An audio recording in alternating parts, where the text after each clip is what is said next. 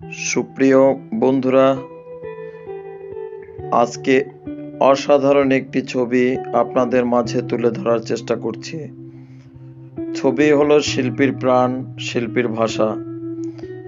বন্ধুরা, ছবির মাধ্যমে প্রকাশ পাবে আমাদের সমাজের বর্তমান পরিস্থিতি। বন্ধুরা, ভিডিওটা দেখার পরে অন্যকে দেখার জন্য শেয়ার করে আপনার বন্ধুদের দেখার সুযোগ করে দিবেন।